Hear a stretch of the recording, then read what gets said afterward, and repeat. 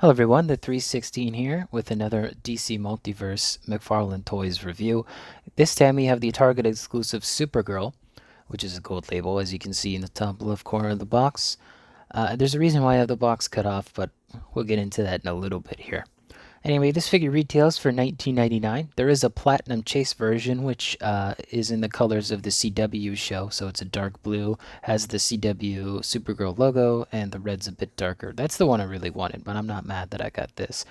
Anyway, I got this figure when it was only $15.99. It's still available on Target, but it's back to full price. So uh, I think there's still some sales going on, like $5 off 25, and I think 25% off of one toy. So you might still be able to get some good deals on this particular figure.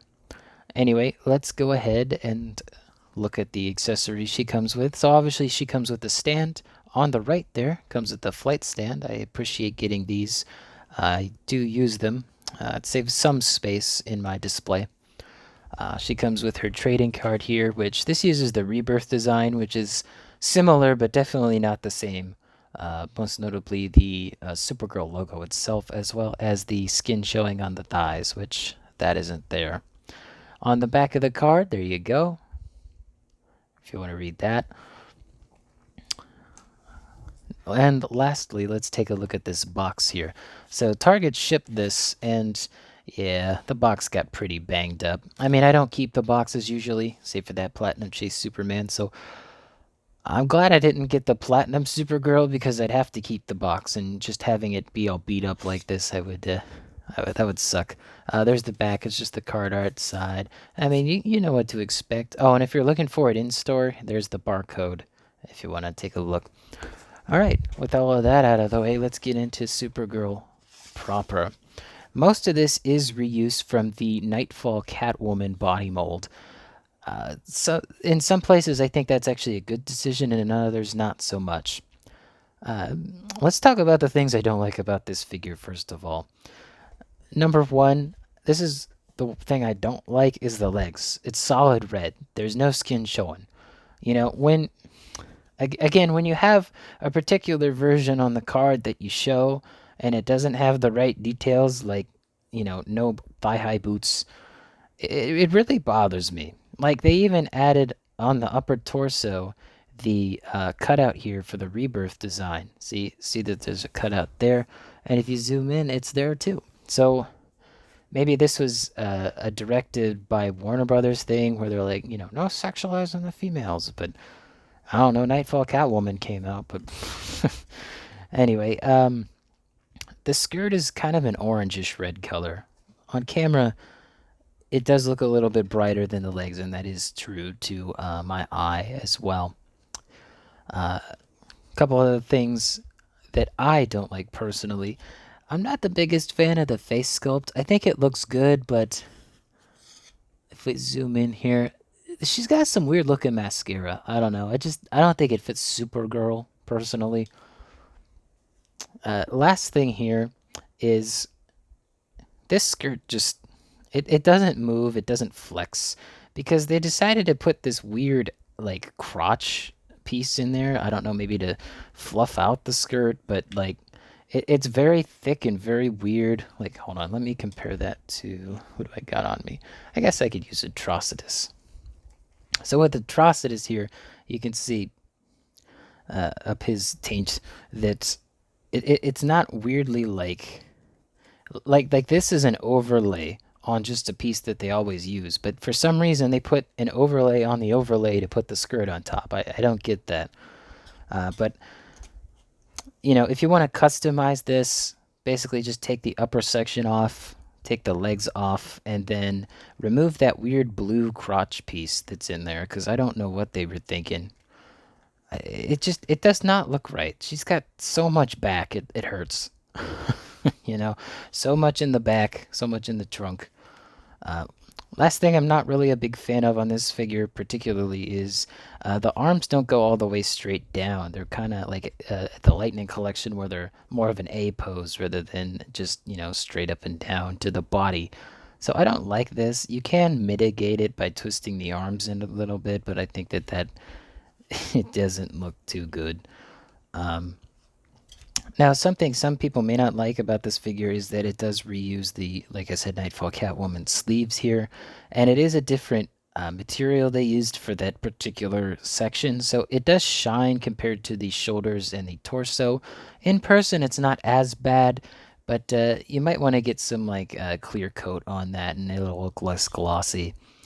I think they did a great job with the hair, though. It's like a darker gold plastic that they used, and then they dry brushed a lighter blonde on top of it.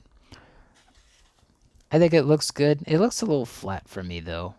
I think a little bit more gloss would have made the top of that look much better. All right. So, a couple other things I want to point out. Cloth good cape. It's nice to get these. This is, I think, my first figure that has a cloth good cape. Uh, would have been the what's his name? Keaton Batman from The Flash, but I never got that figure. And it's a nice size cape. What they did is they actually, if I push her head to this side, they actually have it inside the torso so that it lays nice and proper, including on the back. That makes it look real nice. I appreciate not only them giving it a cloth good cape, but actually having it lay nice on the figure. We don't always get that with higher quality figures. Like, I know a lot of people like that, what was it, Year 2 Batman, the uh, Todd McFarlane signed one. I think that was also a Target exclusive. I can't remember. I want to go quickly into articulation. So with the legs, I mean, you really have to push this because it's really like stressing the skirt, and I don't want to go any farther than that. It's really, I mean, I'll go a little bit further. God, that does not sound good. Sounds like something's ripping in there. Eek. Okay, I'll, I mean, it already stressed the skirt out on this side, but oh well. Uh, the lower portion of the legs, the boots are new, I believe. But you know, that's your standard articulation. On mine, the knees are a little loose, but you know, standard articulation you can see in the legs. Same thing with the arms. Although I think you can get a really nice, you know, forearm to bicep. Like that's as oh camera, that's as good as you get it.